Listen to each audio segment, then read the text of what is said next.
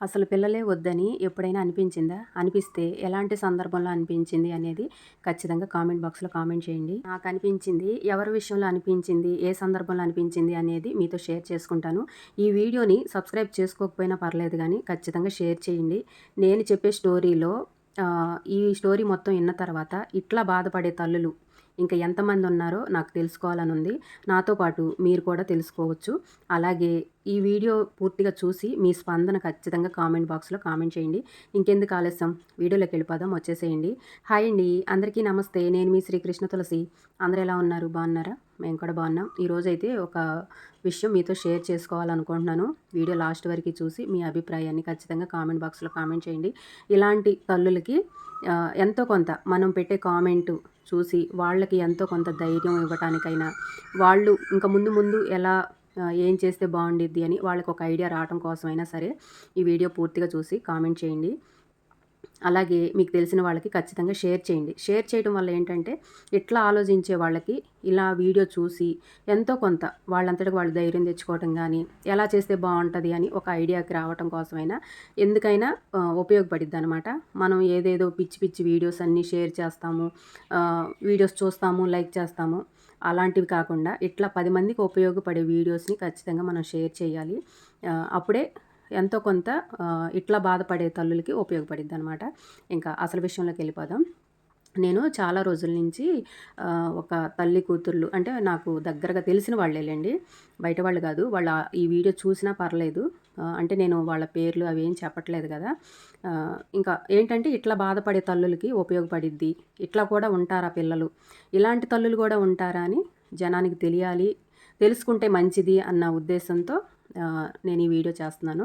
ఎవరు తప్పుగా అనుకోవద్దు. నేనైతే వాళ్ళ పేర్లేం తీయట్లేదు. వాళ్ళ ఊరు పేరు గాని, వాళ్ళ పేర్లు గాని నేనేం చెప్పట్లేదు. జనరల్‌గా ఇట్లాంటి పిల్లలు ఇంకా ఎక్కడ అంటే ఇంకా ఎంతమందున్నారో, ఇట్లా తల్లులు ఇంకెంతమందున్నారో తెలియటం కోసం దీంట్లో కేవలం మనం మంచిని మాత్రమే తీసుకోవాలి.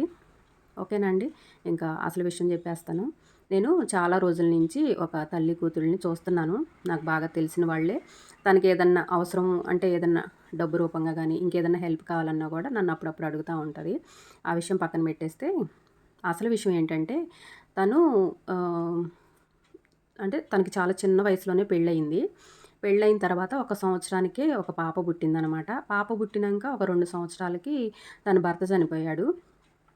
చనిపోయిన దగ్గర నుంచి ఇంకసలు మళ్ళీ పెళ్లి చేసుకుంటే ఆ వచ్చే అతను ఆ పిల్లని చూస్తాడో చూడడో అని ఇంక తను పెళ్లి కూడా చేసుకోలేదనమాట. ఇంకా ఆ పిల్లని చూసుకుంటానే ఉండిపోయింది. ఇప్పుడు ఆ పాపకొచ్చేసి 17 ఏళ్ళు, 18 ఏళ్ళు అట్లా ఉంటాయి. అసలు తనని ఎంత బాగా అంటే అంటే తను ఎంత బాగా చూసుకుంది అంటే పిల్లని, తనకి తినటానికి, ఉండటానికి సరిగ్గా ఇల్లు గూడా లేదు. రోజు కూలి పనికెళ్ళిద్ది. అయినా సరే తండ్రి లేని పిల్ల బాగా చూసుకుందాము అన్న ఉద్దేశంతో తను కూలి పని చేస్తా, తనకి ఏ లోటు లేకుండా తను కష్టపడి అన్నీ చదివిచ్చటం గానీ, ఏదైనా సరే తనకున్నంతలోనే గొప్పగా చూసుకోవాలన్న ఉద్దేశంతో ప్రతిదీ కొనివ్వటము, ప్రతిదీ తనకి మంచిగా చూసుకోవాలి. తండ్రి లేని పిల్ల గదా! నేను తప్ప ఇంకెవరు చేస్తారు అన్న ఉద్దేశంతో అన్నీ చేసింది. తను చేయటం తప్పు గాదు.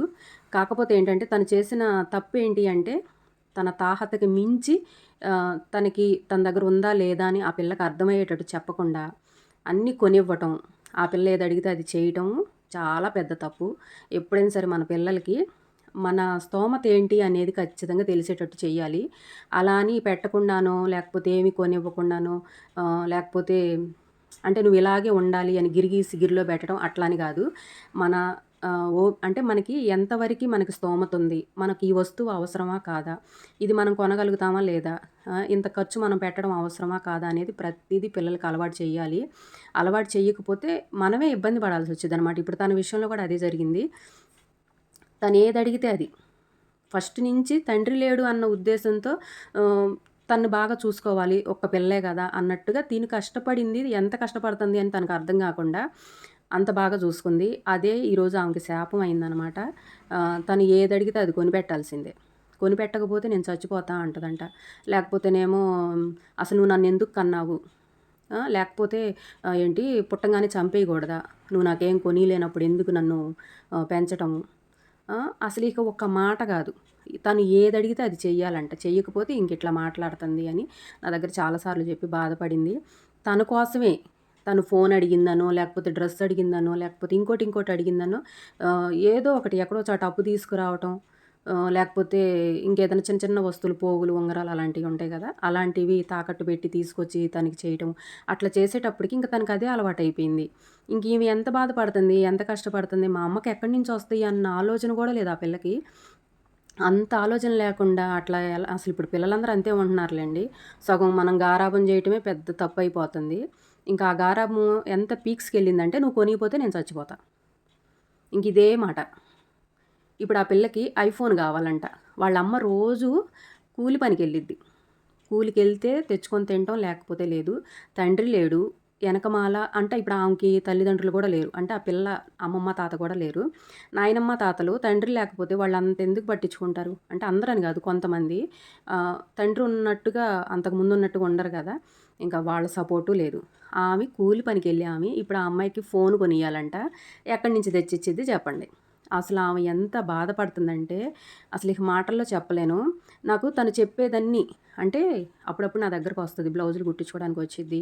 తనకేదన్నా హెల్ప్ కావాలన్నా కూడా వచ్చిద్ది. "అక్క నువ్వు ఎట్లాగొట్లా నాకు ఇట్లా ఏదో ఒకటి చెయ్యి. ఏదన్నా మంచి సలహా ఇవ్వు అక్క" అని తను ఎప్పుడన్నా తనకి చెప్పుకోవాలనిపించినప్పుడు వచ్చిద్ది, చెప్పిద్ది. ఇంక చెప్పిన ప్రతిసారి నాకొక్కటే అనిపిచ్చిద్ది. అసలు ఇలాంటి పిల్లలు లేకపోతేనే బాగుండు. పిల్లలు పుట్టి, పెరిగి వాళ్ళనంత కష్టపడి పెంచి అర్థం చేసుకోకుండా అట్లా ఇబ్బంది పెట్టి బాధ పెడుతుంటే ఎంత బాధగా అనిపిచ్చిద్ది. తను ఇన్ని సంవత్సరాల నుంచి ఎన్ని బాధలు పెట్టిన ఆ పిల్ల ఎంత అర్థం చేసుకోకుండా ఎన్ని సార్లు ఇసికిచ్చినా ఎప్పుడు ఆ మాట నేను వినలేదు. ఫస్ట్ టైం అనమాట. నేను అక్కడికే అంటానే ఉంటా. "నువ్వు కాబట్టి ఇసుక్కోకుండా ఆ పిల్ల అడిగినయన్నీ తెత్తన్నావు. ఇంకొకళ్ళైతే అసలు తెచ్చేవాళ్ళు కాదు" అని. తను ఒక్కటే ఒకటంది. నేను పుట్టంగానే చచ్చిపోయినా పోయేది. ఎందుకు ఇంత కష్టపడి పెంచాను. అసలు పిల్లలు లేనాళ్ళ పని హాయి. లేకపోతే లేరని ఒకటే బాధ. ఉన్న దగ్గర నుంచి ఈ బాధలన్నీ పడే కన్నా వాళ్ళ నాన్న చనిపోయినప్పుడే నేను చనిపోయినా పోయేది. లేదా అసలు పిల్లల్ని కనకుండా ఉన్నా పోయేది అని ఆ మాట అనంగానే నాకసలు ఎంత బాధేసిందోనండి. నిజంగా ఆమె ఎంత విసిగిపోతే ఆ మాట అంటది చెప్పండి. ఒక కన్న తల్లి బిడ్డని చనిపోతే బాగుండు. అసలు పుట్టకపోతేనే బాగుండు. ఇలాంటి పిల్లలు ఉంటే ఎంత లేకపోతే ఎంత అని ఆ మాట నోట్లోంచి వచ్చింది అంటే ఆమె ఎంత విసిగిపోతేనో, ఎంత బాధపడితేనో ఆ మాట వచ్చిద్ది చెప్పండి. అసలు నిజంగా నాకు కూడా అనిపించింది ఆమె చెబుతుంటే. అసలు లేకపోతే హాయి గదా! ఇప్పుడు ఆమెకి భర్త లేడు. పిల్ల కూడా లేకపోయినట్టయితే ఏదో ఇక ఆమె దారి ఆమె ప్రశాంతంగా ఓ ముద్ద వండుకొని తిని కూర్చునేది. ఇప్పుడు ఆ పిల్ల పెట్టే టార్చర్‌కి ఆమె ఎంత బాధపడుతుంది అంటే, చచ్చిపోతే బాగుండు నేను అనుకుంటుంది. ఆ పిల్ల కోరికలు తీర్చలేక ఆమె చనిపోతే బాగుండు అనుకుంటుంది. పిల్ల గాదు. ఆ! పిల్ల అసలు పుట్టకపోతే బాగుండు. అసలు పిల్లలే లేకపోతే బాగుండు అని పిల్లల విషయంలో అనుకుంటుంది. నాకనిపించింది అసలు ఆమె ఎంత టార్చర్ పడితేనో, ఎంత బాధపడితేనో, ఎంత విసిగిపోతే ఆ మాటలొస్తున్నాయి అనిపించింది. నిజంగానే అసలు పిల్లలు మనం చెప్పేది ఎందుకు అర్థం చేసుకోవట్లేదో, ఎందుకు ఇలా తయారవుతున్నారో అర్థం కావట్లేదు. నిజంగా ఆమె విషయంలో మాత్రం నాకు చాలా బాధేసిందండి. తనొచ్చి చెప్పిన ప్రతిసారి నేను చాలా సార్లు చెప్పాను. తనకు అర్థమయ్యేలా చెప్పు, కోపంగా కాదు, అర్థమయ్యేలా చెప్పు అని. ఇనేవాళ్ళకి మనం ఒకసారి చెప్తే అర్థమైద్దండి. ఇనకుండా నా పంతమే నెగ్గాలి, నేను చెప్పిందే చెయ్యాలి, నాకు నచ్చిందే జరగాలి అని రెటమతంగా చేసేవాళ్ళకి, వితండవాదం చేసేవాళ్ళకి మనం 100 సార్లు చెప్పినా వాళ్ళకి చెవుకెక్కదు. ఆ పిల్ల కూడా అంతే అనమాట. ఇలాంటి పిల్లలు ఇంకెంతమంది ఉన్నారా ఈ ప్రపంచంలో? ఇంత బాధపడే తల్లులు ఇంకెంతమంది ఉన్నారా అనిపించింది నాకు. అందుకే నేను ఇలాంటి వాళ్ళకి మనం ఏదో ఒక సలహా ఇస్తే వాళ్ళకి కొంచెం ధైర్యంగా ఉంటది గదా! ఈ వీడియో ద్వారా గానీ నేనైతే తనకి చాలా సార్లు చెప్పి చూశాను. అర్థమయ్యేలా చెప్పు. అంటే చిన్న వయసు గదా! కొంచెం చెప్తే మారిద్దేమో, అర్థమయ్యేలా చెప్పు అని చెప్పాను.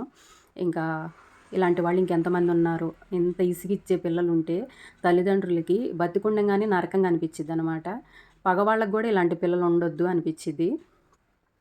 ఇంకా ఈ స్టోరీ ఇన్న తర్వాత మీకేమనిపించింది అనేది ఖచ్చితంగా కామెంట్ బాక్స్‌లో కామెంట్ చేయండి. ఇలాంటి సిట్యుయేషన్ మీలో ఎవరికైనా ఎదురయిందా? ఎదురైతే మీ ప్రాబ్లమ్‌ని ఎలా సాల్వ్ చేసుకున్నారనేది కామెంట్ బాక్స్‌లో కామెంట్ చేయండి. ఎందుకంటే ఇలా బాధపడే తల్లులకి మీరిచ్చే సలహా ఎంతో కొంత ఉపయోగపడిద్ది గదా! అందుకోసం అడుగుతున్నాను.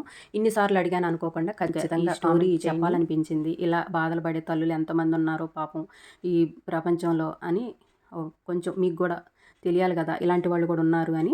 ఇలా ఎవరైనా వచ్చి చెప్పారనుకోండి చాలా బాధగా అనిపిచ్చిద్ది. కానీ ఇలాంటి విషయాల్లో మనం ఏ సహాయం చేయలేం బాధపడటం తప్ప. ఏదైనా డబ్బు రూపంగానో లేకపోతే ఇంకోటి హెల్ప్ చేయగలుగుతాం గానీ వాళ్ళ పర్సనల్ విషయాల్లో మనం తలదూర్చి వాళ్ళ మనసును మార్చాలి అంటే అది తల్లిదండ్రుల వల్లే అవ్వకపోతే ఇంకెవరి వల్ల అవ్వదని నా ఉద్దేశం. ఇంకా వాళ్ళు చెప్తే వినకపోతే మనం బయటాళ్ళని చెప్తే వింటారా? వినరు కదా! అంటే ఈ మాట ఎందుకు అంటున్నానంటే తనకి ఏం చేయాలో అర్థం గాక "నువ్వన్నా ఒకసారి చెప్పి చూడక్కా" అంది. చెప్పాను కానీ ఎలాంటి ప్రయోజనం లేదు. ఇదండి ఈరోజు వీడియో.